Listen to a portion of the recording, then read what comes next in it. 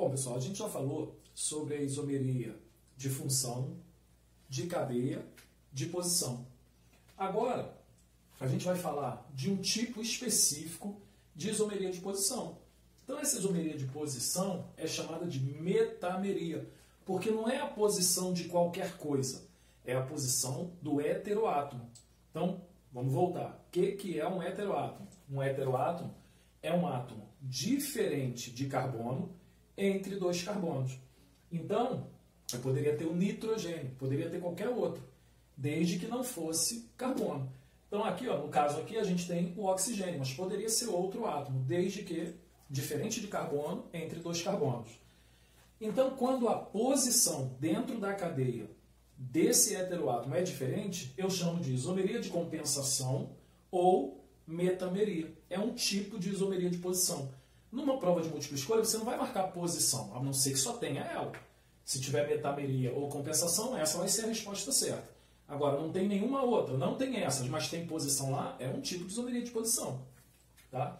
Então, ó, eu tenho 4 carbonos, 10 hidrogênios e um oxigênio, nessa fórmula molecular. Olha aqui, ó, isso aqui é um éter. Né? Então, eu tenho um radical metil e aqui um radical propil. Então, olha como é que está diferente. Do lado de cá eu tenho um carbono e para cá eu tenho 3. Olha de baixo. O heteroátomo está no meio, certinho.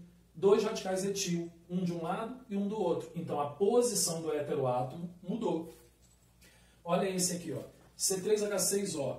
Então, são ésteres. Só que um dos oxigênios do éster é o heteroátomo, diferente do carbono entre dois carbonos.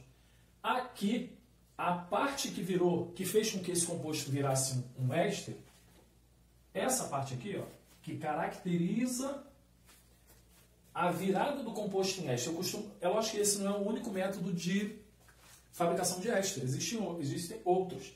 Mas se isso aqui anteriormente fosse um ácido, ó, o hidrogênio saiu e entrou um radical metil. Olha aqui, ó, tinha um hidrogênio, o hidrogênio saiu, entrou um radical etil. É um modo bom de raciocinar para você ver que é um éster. Esse cara aqui só tem um carbono depois dele. Esse cara aqui tem 2 carbonos depois dele e um antes. Esse aqui tem 2 antes e um depois. Então isso caracteriza que a posição do heteroátomo dentro da cadeia mudou. Por isso que são 2 compostos diferentes. Por isso que é isomeria. Que tipo de isomeria? Metameria. Quando a posição em questão é a posição do heteroátomo, a gente chama de metameria. Tá ok?